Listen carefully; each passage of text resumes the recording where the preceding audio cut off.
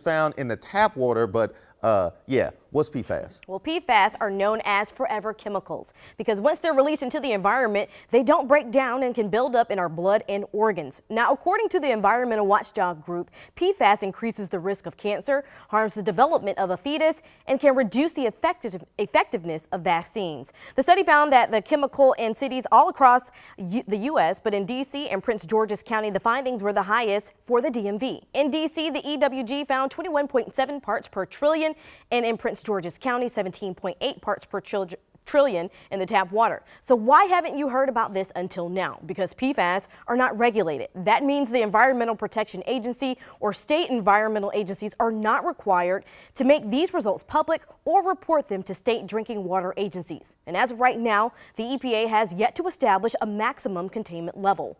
So what can you do? Common water filters like Brita and Pure do not remove PFAS. They weren't designed to. You'll need a reverse osmosis filter, commonly called RO.